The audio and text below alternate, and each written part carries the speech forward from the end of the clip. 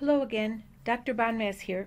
By now you probably have watched my welcome video and perhaps explored the course a bit.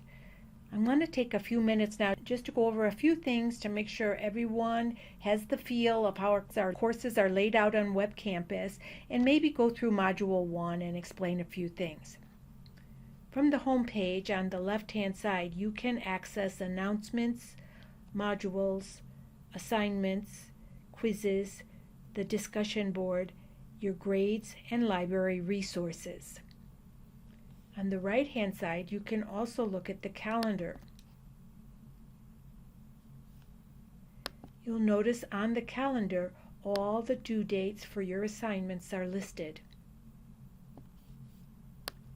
In this course, with one exception, all assignments are due on Saturday, 11:59 p.m. Pacific Time. The one exception is the final assignment or the final substantive assignment, and that's the mini proposal. That's due the Wednesday of week 15.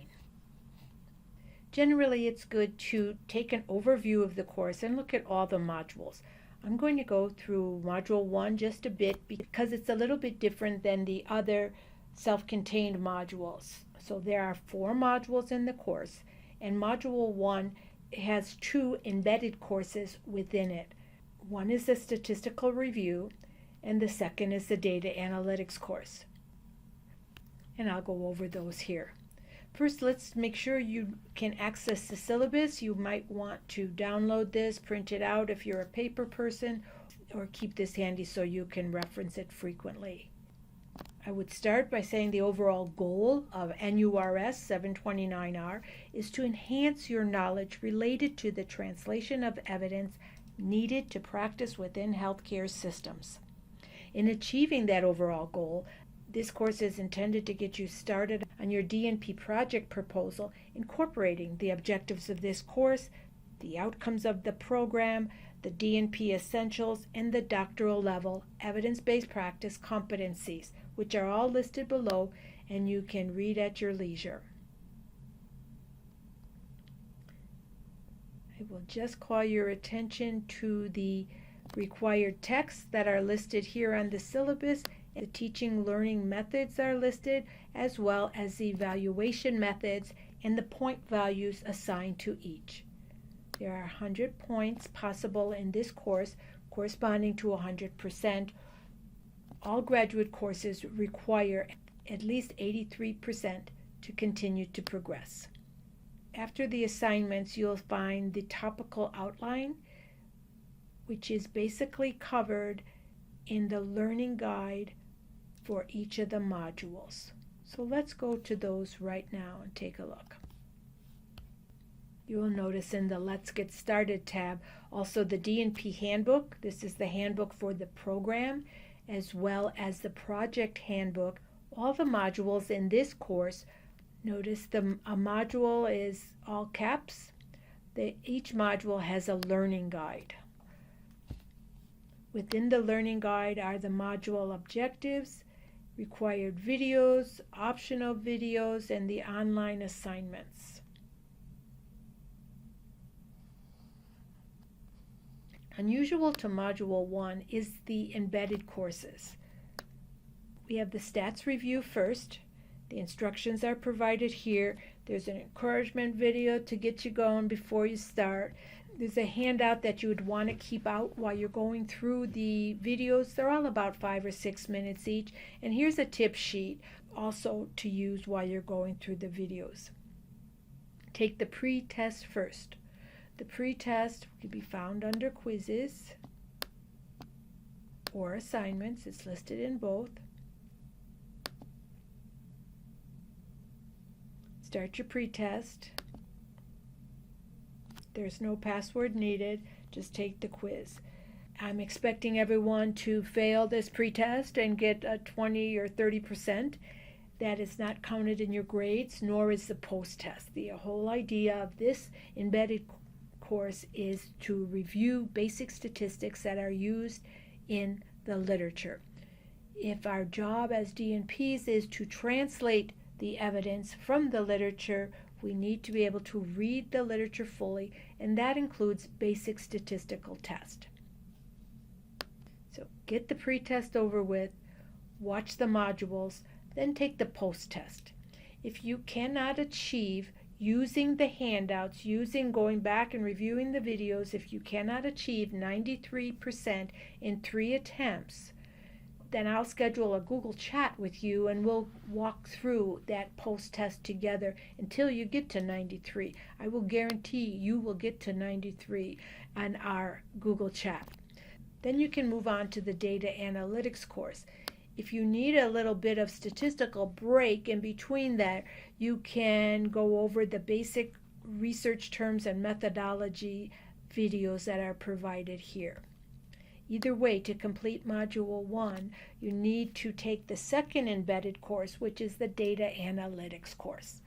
This is self-paced, although it has to be completely done by the end of week 9, and there are 8 modules and 8 quizzes. The quizzes usually have 3 or 4 questions in them, and you have to get a 75% to move on to the next module. Kind of like the CITI test, if those of you have taken that already. At the end of the embedded course, the data analytic course, there'll be an evaluation, and you'll be awarded 20 CEUs from the Nevada State Board of Nursing, which you can use to recertify your license in this state and most other states also. California may not accept our CEs, but most states do. Then proceeding through the next set of modules, all the modules from here forward don't have any embedded courses in them. So Module 1 takes place between weeks 1 and week 4, and then we start Module 2. And there is some overlap, which you'll note on the topical outline in the syllabus between the modules, but the important thing is to get to December 21st when this course ends. So hopefully you'll enjoy the learning along the way. So always start with the learning guide. It directs you to get all the assignments that are needed.